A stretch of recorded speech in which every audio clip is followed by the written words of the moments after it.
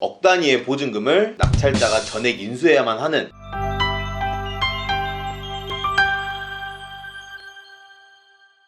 오늘은 주택임대차 보호법에 대해서 이야기해 볼 건데요. 저번 시간에 말소기준 권리에 대해서 이야기를 해봤는데 임차인 권리 분석을 함에 있어서 가장 중요한 부분이 되지 않을까 싶습니다. 임차인 권리 분석이 중요한 이유를 한번 말씀해 주실 수 있으실까요? 경매물건 권리 분석을 할 때 임차인 권리 분석이 중요한 이유는 낙찰자가 인수해야 되는 금액이 있기 때문인데요. 인수해야 되는 금액이 몇백만 원 이렇게 소액이 아니라 억 단위의 전세 보증금을 그대로 떠안을 수도 있기 때문에 중요한 겁니다. 임차인의 보증금을 낙찰자가 물어줘야 되나요? 대항력이 있는데 배당 순위에 없는 임차인 같은 경우는 낙찰자가 전액 인수해서 물어줘야 됩니다. 임차인의 대항력 요건은 전입 날짜를 확인하시면 되는데요. 임차인의 대항력이 말소 기준 권리보다 빠르다면 대항력이 있는 것이고 느리다면 없는 것입니다. 대항력이 있는 임차인이 만약 확정일자가 없어서 임차인의 배당 순위가 없다면 낙찰자가 전액 인수를 해야 하고, 대항력이 있고 확정일자가 있지만 만약 후순위에 있다면 낙찰자가 인수해야 되는 금액이 있을 수도 있습니다.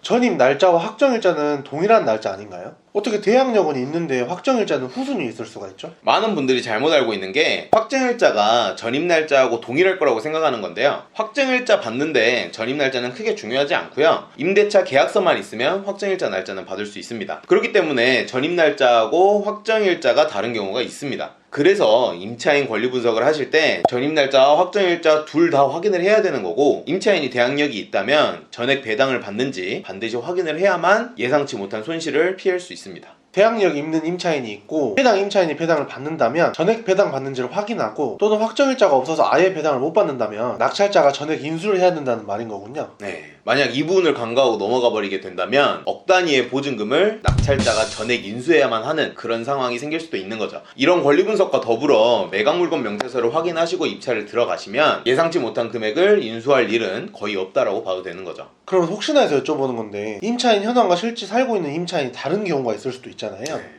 저희가 대법원 홈페이지나 경매 사이트만을 믿고 입찰을 들어가도 되는 걸까요? 그것도 많이들 하는 질문이죠. 처음 입찰하시거나 이제 막 경매 공부를 시작하셨다면 불안할 수밖에 없습니다. 경매로 나온 물건의 매각 현황과 실제 현황이 다른 경우에는 법원에 매각 불허가 신청을 할 수 있습니다. 그리고 매각 불허가 나게 되면 낙찰자의 보증금은 다시 돌려받을 수 있습니다. 하지만 해당 물건을 입찰함에 있어서 내 노력, 내 시간 이런 거에 대한 보상은 아무래도 힘들죠.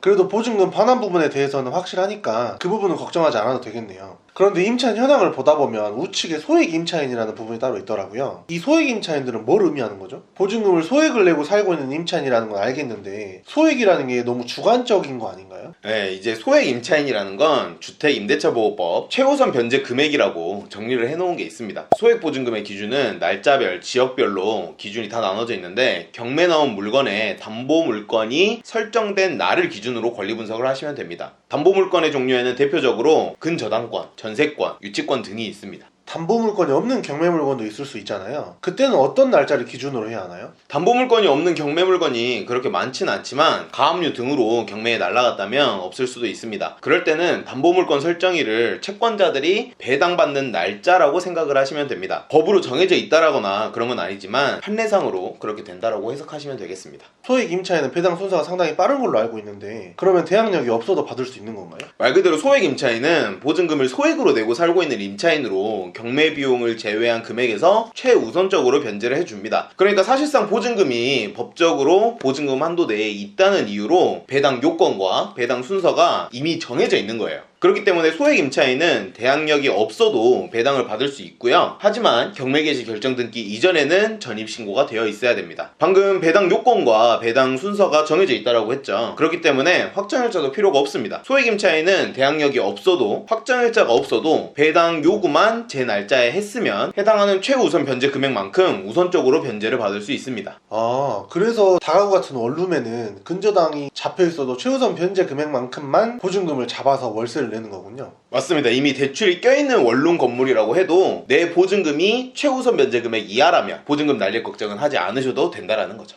네, 오늘은 이렇게 임차인 권리 분석에 대해서 이야기를 나눠봤는데요. 다음번에는 더 유익한 정보들을 가지고 찾아뵙도록 하겠습니다. 감사합니다. 네, 감사합니다.